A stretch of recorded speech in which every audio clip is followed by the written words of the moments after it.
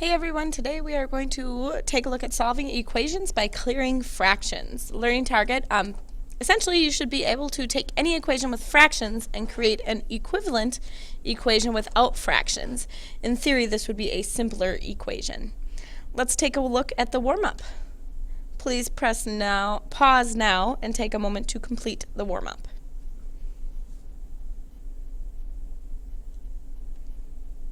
Hopefully in number 1 you came up with the least common denominator as the least common multiple of 4, 2, and 3. If we take a look, the least common denominator, the least common multiple of 4, 2, and 3 is 12. We could rewrite each of these fractions with a 12 in the denominator. In number 2, hopefully you came up with the least common denominator of 6. In number 3, hopefully you came up with the least common denominator of 66. And in number 4, hopefully you've come up with the least common denominator of 24. These are not the only common denominators. They are just what I said, the least of the common denominators. So taking a look, we're going to be using these common denominators. Why? Because really we know everything that we need to know to solve an equation like this. But the fractions make it a little bit more intimidating, a little bit more challenging, and really just a little bit more messy.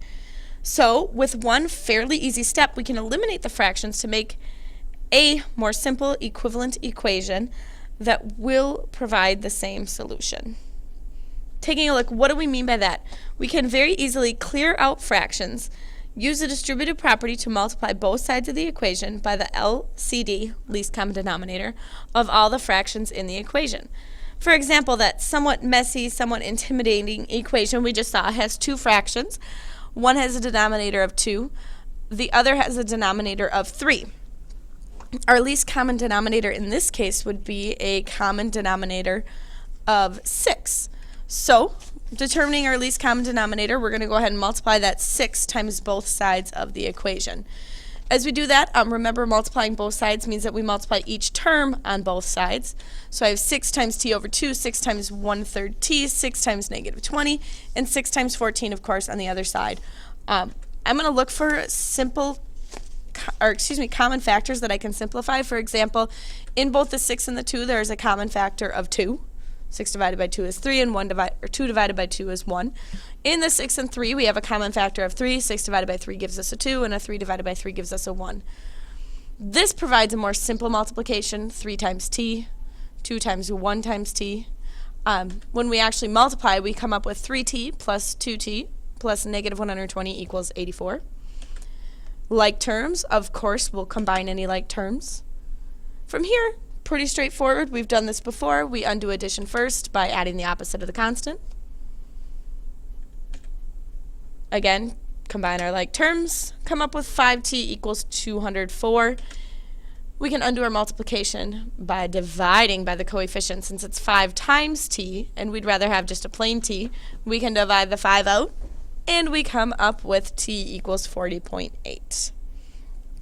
This is just one example. We can do this in many different ways.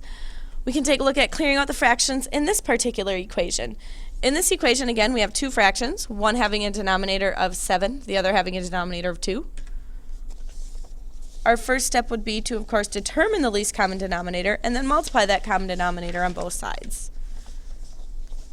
Since we are multiplying on both sides, we want to make sure that we remember to multiply each and every single term by that least common denominator of 14.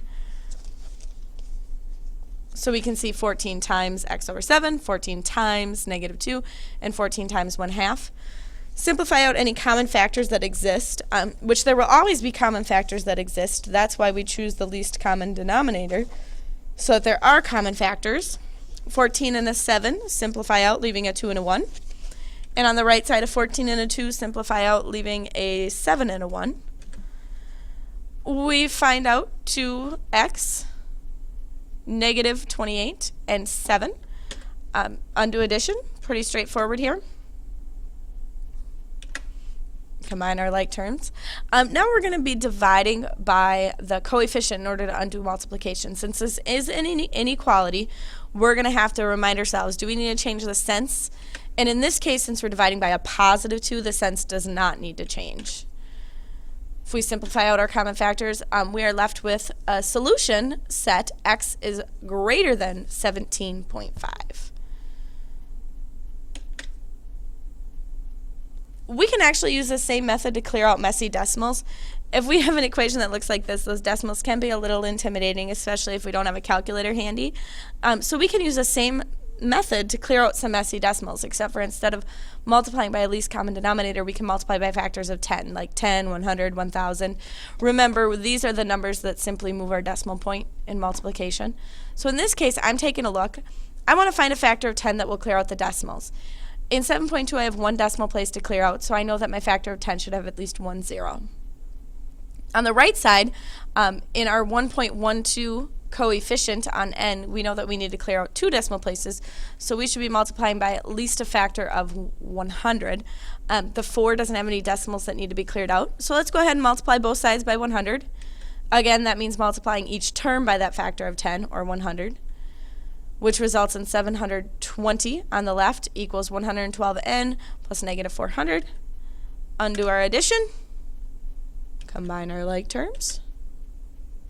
Here, we're just left with 1,120 is equal to 112 times n. We have a coefficient that needs to be eliminated using division. As we go through, we can simplify or divide out our common factors, and we find out that 10 equals n. Now, this can arrive out of a real-world example pretty easily. One example that we might see here involves the Smith family. They each year spend about 1/12 of their income on recreation and 1/10 on charity. In 2005, they spent $13,200 total on charity and recreation. We want to know what was their income for 2005. So the first thing that we should probably think about doing is defining a variable. Since I'm trying to find the income, I'm going to let M equal the income in dollars. I chose M because M here for me stands for money. If we take a look, we want to determine the relationship. In this case, I know that the total for charity and recreation is equal to $13,200. Oh my goodness, it looks like we have an extra zero right here. Let's go ahead and take that out. $13,200. So if we're going to set this up as an equation, I would see that recreation, which is 1/12 of their income, 1/12 M, plus charity, which is 1/10 of their income, 1/10 M, should be equal to 13,200. Now, this is kind of a messy looking equation, so the first thing that I might consider is multiplying by the least common denominator on both sides in order to eliminate fractions. Least common denominator in this case would be 60. We want to make sure that we multiply each term using our distributive property. Identify any common factor that you see. In this case, the common factor is 12 in the first term, so we can factor out a 12, leaving behind a 5 and a 1. In our next term, the common factor is a 10, leaving behind a 6 and a 1. So let's follow through with our multiplication. 5m plus 6m equals 792,000. Our like terms reveal that 11m equals 792,000. We can undo multiplication by dividing by the coefficient, resulting in m, our income in dollars, is equal to $72,000. Another video option besides the one that you have here is to check out this Khan Academy video. You can click on the link in the PowerPoint, or you can just direct your browser to this website. Have a good day.